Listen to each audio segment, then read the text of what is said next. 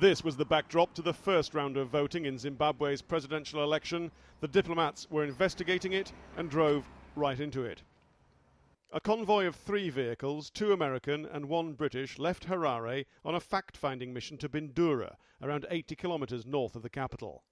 What exactly happened next is unclear, but according to eyewitnesses who spoke to Sky News, the vehicles were first stopped by local police. Then officials from the ruling ZANU-PF party arrived and blocked the road. Spikes were laid to prevent the vehicles from leaving. Guns were trained on the embassy staff. At this point, one of the vehicles made a run for it, managing to make it safely back to Harare. The situation then escalated. Our eyewitnesses say car windows were smashed and people reached into the cars trying to take keys, cameras and telephones.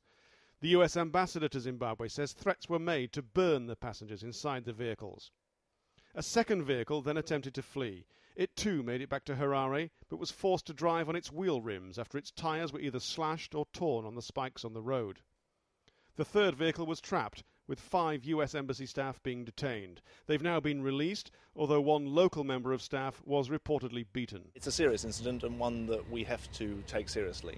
I think that it gives us a window into the lives of ordinary Zimbabweans, because this sort of intimidation is something that's suffered daily, especially by those who are working with opposition groups. The message that needs to go out today is a very strong one, that the argument in Zimbabwe today is not between Zimbabwe and Britain, it's about 2 different visions for the future of Zimbabwe. The Zimbabwe ambassador was called to the Foreign Office to explain the incident. The British response has been measured. The Americans went in harder. It is outrageous, it is unacceptable, and while this immediate incident has been resolved, it will not be forgotten.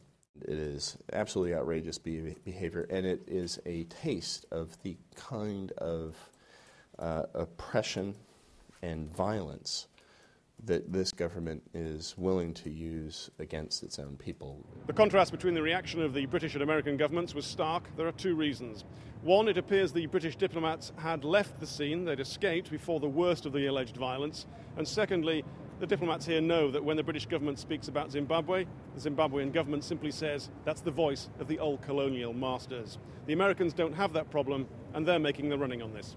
They've taken the issue to the United Nations, but the Zimbabwean government says the incident has been overblown. On their way back to Harare, they were stopped at a police roadblock. They were asked to disembark from the vehicles. They refused. And basically the police told them that they are not going anywhere until they get out of the car. It was a police roadblock. Because they fled from the scene in Bindura, they fled from the police. And they thought again they were not going to be stopped by the police, and they refused. And the police told them not to get, that they were not going anywhere. They should respect the laws of the country, unless they had something to hide. President Mugabe left the World Food Summit knowing he has little to fear from the UN on this, but behind the scenes, the idea is to use the incident to pressure Zimbabwe's neighbours, to pressure him to end the violence ahead of the election. Tim Marshall, Sky News.